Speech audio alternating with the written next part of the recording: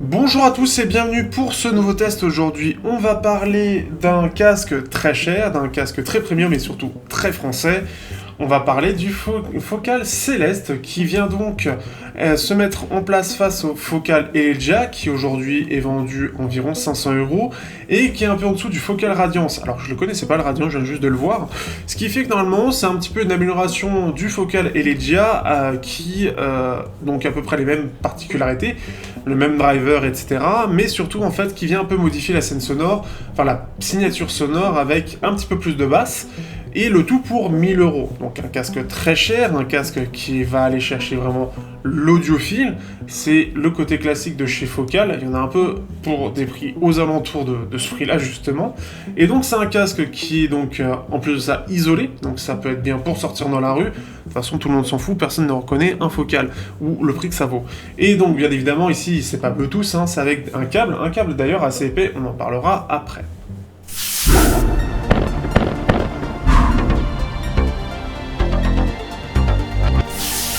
Au niveau du design, on a quelque chose qui est clairement comme le Elegia, comme je ne sais plus quel est le modèle, mais cette gamme audiophile. Ils reprennent toujours la même coque avec ce petit focal. Ça permet de repérer le droit-gauche assez facilement puisque le design de focal, c'est un peu mis en avant.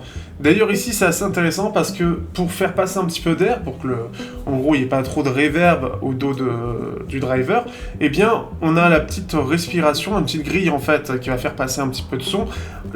C'est le logo de focal. C'est assez intéressant de ce point de vue-là. On a quelque chose qui est lourd, hein, alors je ne sais pas quel est le grammage exact, mais qui est quand même assez lourd. C'est à peu près tout en métal, alors la coque ne l'est pas, mais toute l'armature ici est en métal, ça se ressent tout de suite d'ailleurs. Le dessus, on a quelque chose d'assez épais pour maintenir la tête, et on a au niveau des coussinets quelque chose qui est très doux et très agréable, très clairement. L'intérieur fait aussi assez qualitatif puisque on va avoir vraiment cet ensemble un peu doré qui va ressortir une espèce de comment on appelle ça? C'est un or champagne rosé. Non, je sais plus comment ils appellent ça. Et ce qui fait que on a quelque chose qui est très joli, qui fait vraiment élégant, qui fait vraiment pour le coup fin, assez premium, assez richou. Et ça se ressent. Autre chose d'intéressant, c'est qu'on va voir quelque chose qui est un petit peu sur ressort, je ne saurais pas comment dire, pour bien que ça tienne en fait, ce qui fait que c'est jamais genre comme ceci en fait, mais ça retient bien. Donc ce qui fait que ça va bien tenir sur la tête de façon intelligente et on ressent jamais réellement le poids. On sent qu'on a quand même un casque qui sert un poil, alors pour ceux qui sont sensibles à ça, ça peut être un petit souci, mais je trouve qu'il sert pas plus que ça, il est assez confortable pour qu'on l'oublie malgré sa taille et son poids. Ce qui fait que c'est assez intéressant et je le trouve vraiment confortable et même aller dans la rue avec, c'est vraiment agréable. Les finitions sont vraiment très très jolies, encore une fois. J'ai pas vraiment grand chose à dire, mais c'est surtout donc, on a donc deux câbles jack qui permettent donc de les connecter. Ce câble est assez épais. Le problème de ce câble, c'est qu'il est un petit peu rigide et c'est un peu le côté chiant du casque. Hein. Franchement, quand on veut le ranger ou quoi, bah ça prend de la place. On le ressent, on a un peu du mal à le ranger, on va dire. D'ailleurs, petite chose, hein, on a le driver qui est visible, ce qui fait que c'est vraiment, ça fait vraiment classe. Donc pour ceux qui sont un petit peu ce côté audiophile, ça peut plaire aussi. Je sais pas si c'est le cas pour d'autres, parce que c'est le premier que je teste aussi cher, et que je prends le temps de tester, et c'est quand même assez agréable. Alors forcément, on a aussi les casques ouverts. Là, ici, on est sur un casque fermé, ce qui est assez intéressant. Mais il a beaucoup de qualité, et on va voir ça tout de suite, justement, dans la partie sonore, celle qui nous intéresse le plus.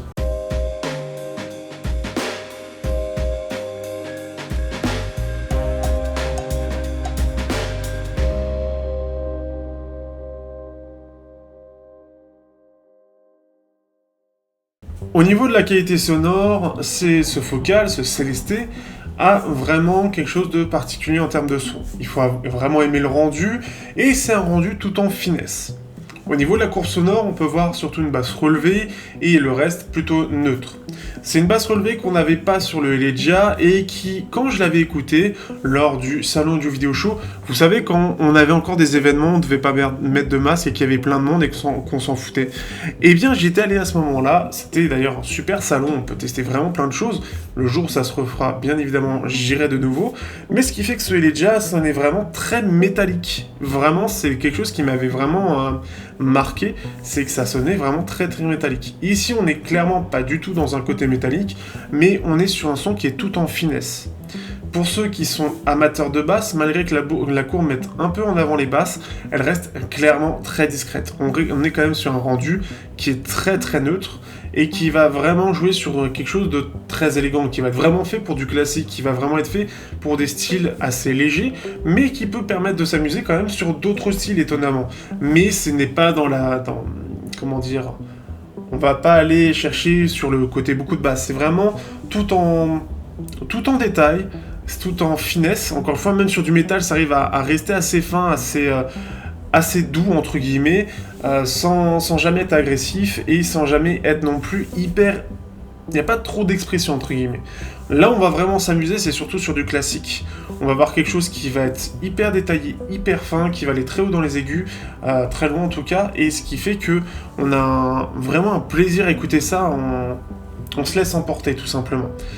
On va pouvoir s'en écouter sur l'électro, mais c'est vraiment pas l'électro qu'on peut attendre en général. L'électro, faut que ça bouge, faut qu'on ait une grosse basse. Ici, on a une basse qui est vraiment très légère, ce qui fait qu'on va plus aimer écouter la mélodie que le fond, le boom boom en fait, qu'on peut voir. Ce qui est un peu ça aussi, c'est-à-dire qu'on va écouter chaque instrument, on va les entendre, on va entendre un petit peu tous les détails, on va avoir cette largeur sonore, cette grande largeur sonore, et ce qui fait que c'est un peu particulier, c'est pas une écoute comme on pourrait avoir, c'est beaucoup plus fin, c'est beaucoup plus...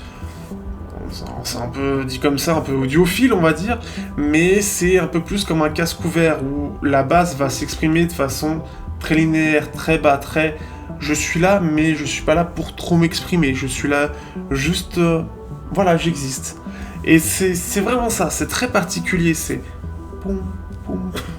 Je sais pas comment expliquer ça, mais on n'est pas sur quelque chose de classique, on n'est pas sur un casque où, par exemple, on est à l'opposé d'un Yamaha ou d'un Apple, où on va avoir quand même une basse qui s'exprime plutôt bien. Ça va beaucoup plus, pour ceux qui voient un petit peu, ça va beaucoup plus s'exprimer comme un Bose, mais avec quand même plus d'ampleur, mais avec plus de discrétion. C'est assez bizarre, c'est-à-dire que même un Bose va montrer plus de basse, mais de façon moins technique, moins fine. C'est très très particulier comme casque, ce qui fait que j'aime beaucoup le rendu, mais ça va pas forcément plaire à tout le monde. C'est pour ceux qui veulent un casque très particulier, au son très fin, je saurais pas l'expliquer autrement que fin, qui va avoir beaucoup d'ampleur, qui va avoir beaucoup de légèreté et d'expression quand même dans l'ensemble, et on va beaucoup plus aller s'appuyer sur des médiums ou sur des aigus que sur les basses. Donc c'est vachement bien pour de la dub, c'est vachement bien pour du classique, c'est vachement bien pour quelques petits sons électro, mais qui va être beaucoup plus élégant. Alors je pense à Filter notamment pour ceux qui connaissent, mais c'est pas là-dessus, on va s'éclater avec du Carpenter, hein. C'est clairement pas le cas. Un Rammstein ça peut passer, mais pareil, c'est pas l'expression qu'on peut avoir sur un Yamaha ou sur un AirPod Max ou sur autre chose. Alors je pense à des Bluetooth parce que c'est surtout ça que j'ai, mais je veux dire même par exemple ici vous avez le casque, le Philips, il va mieux s'exprimer. Alors on n'est clairement pas sur la même gamme de prix, la même qualité. Ici on est sur quelque chose qui est beaucoup plus qualitatif. On est aussi sur un casque fermé, c'est pas exactement le même rendu, mais c'est très beau, c'est très joli. Par contre, c'est très particulier aussi. Pour finir, au niveau de l'isolation, on a une très bonne isolation, étonnamment, ce qui fait qu'on peut même l'utiliser dans le métro, on peut l'utiliser dans le train, et en plus de ça, bon, comme personne connaît, pas grand monde va réagir. Mais ce qui fait qu'on peut l'utiliser dans le train sans être trop gêné, en tout cas par le train en lui-même. On a vraiment une bonne isolation, c'est vraiment fait pour bouger.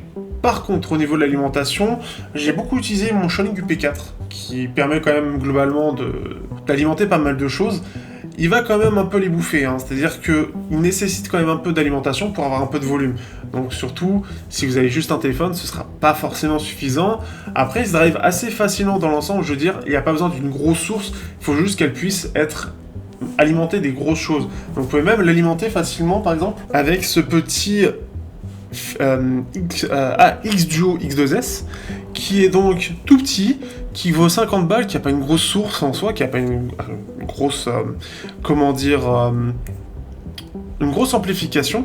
Par contre, il va avoir beaucoup de puissance avec 250 mW, ce qui fait qu'il peut l'alimenter sans problème avec un très bon rendu, tout en ayant quelque chose qui soit pas non plus très performant en soi. Et il l'avale sans problème, et ce qui fait que ça rend un bon rendu, malgré le côté petite amplification, petite chose pas très chère.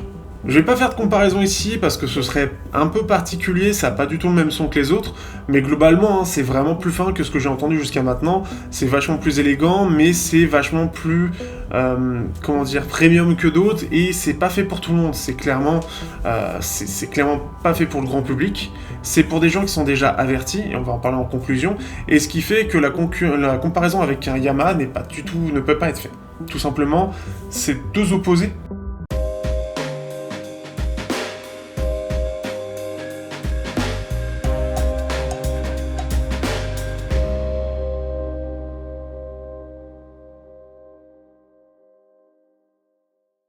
Au final, que penser donc de ce petit casque, pas cher, à 1000 €? Eh bien, il est assez particulier, il est clairement pas fait pour tout le monde, comme je l'ai déjà dit. On peut l'écouter pour plein de styles, et clairement, quand on a une oreille avertie, une oreille qui a déjà beaucoup d'expérience et qui est déjà allé sur des intros ou des casques qui sont déjà entre guillemets un petit peu plus exigeants en termes d'écoute et qui sont plus légers en basse, qui sont plus neutres, qui n'est clairement pas ce qu'écoute tout le monde, hein, eh bien, on va avoir un son qui va être très agréable, très réussi, et qui va être vraiment appréciable, et sur à peu près tous les styles. On va quand même reconnaître que la basse est un petit peu en retrait, et pourtant elle a été mise un peu plus en avant sur ce casque-là, avec une basse qui va très bas, mais qui aura tendance à être un peu plus discret que les médiums ou les aigus. Ça va clairement se ressentir sur certains styles, et autant on peut en écouter sur plein de styles, même de la wave, mais la wave par exemple, le but c'est qu'il y ait quand même une basse qui soit toujours présente et qui est là un petit peu entraînant. Ici la basse, la basse, on va l'entendre, mais elle reste vraiment en fond en fait. Elle est vraiment discrète, on sait qu'elle est là, on l'entend, on entend toutes ces vibrations, mais elle n'est pas invasive comme devrait l'être par exemple sur de la wave où on a vraiment une basse qui doit être géante, et ici elle est vraiment toute petite. Et ce qui fait que, même par rapport à ceux qui ont le Focal Listen Wireless par exemple, ou qui ont déjà eu ce type de casque sous la main, bah dites-vous que c'est encore plus discret que ça. C'est technique mais c'est discret, ça va bas mais c'est pas hyper expressif, et ce qui fait que c'est vraiment pas fait pour tout le monde. C'est vraiment pour des gens qui veulent un son précis, qui veulent un son qui soit hyper qualitatif, parce que clairement c'est hyper détaillé, on a une super séparation des instruments, on a une scène large, ça s'exprime super bien, mais par contre, le problème étant que c'est pas fait pour tout le monde, c'est vraiment très plat. Alors ce qui est bien, c'est qu'on n'a pas ce problème qu'on peut recevoir avec plein de casques, ah c'est agressif ici, ah il y a un creux ici, ça fait voiler, et c'est pas du tout le cas, et c'est ça qui est c'est très très bon, c'est très technique, c'est très équilibré, mais on va être sur des styles type dub, type plus classique. Le classique, vous allez vraiment beaucoup apprécier, mais sur la synthwave du rap, etc., ça va pas être... Encore du rap, ça peut être bien si vous voulez être plus axé voix. Ça rend super bien, mais cette basse ne va pas être si entraînante que ça, et sur certains rap ou certains artistes qui mettent bien ça en avant, eh ben ça peut être un manque qui peut être présent,